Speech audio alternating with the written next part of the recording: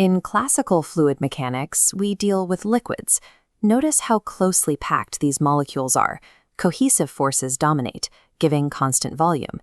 But high-speed gases behave entirely differently. Molecules are widely spaced apart. Forced through a tight space, molecular momentum causes the fluid to compress. This introduces a strict mathematical change for your calculations. Density from point A to point B is no longer a constant value. In this high-speed domain, the fluid reacts to its environment, changing state and pushing back. To know when to apply these new rules, we use the Mach number, calculated as velocity divided by the speed of sound. Here is your exact rule for AEE exams.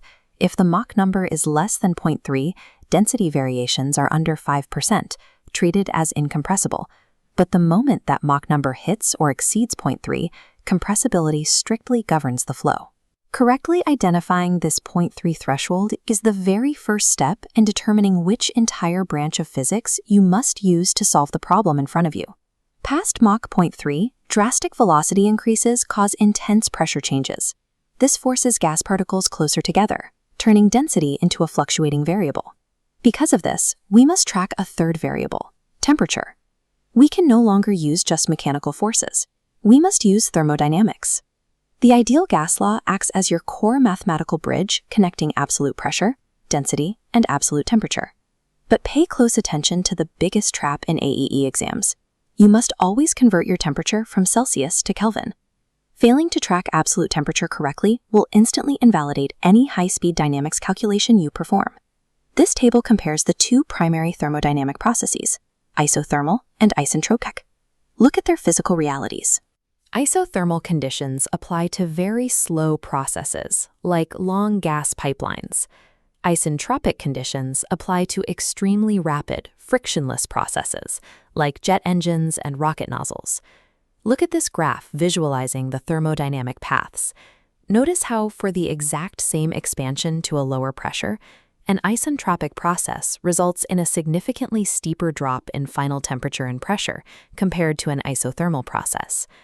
As a rule of thumb for your exams, unless the problem explicitly states otherwise, always assume high-speed nozzle flows are isentropic. Now we upgrade our classic equations. The standard continuity equation must expand to account for varying mass. Notice how density is now a specific variable on both sides.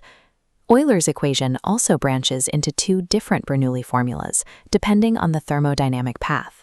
The isentropic Bernoulli equation looks intimidating, but breaks down into two distinct parts, a pressure ratio calculation on the left and your standard kinetic energy component on the right. The momentum equation structurally looks identical to its incompressible form.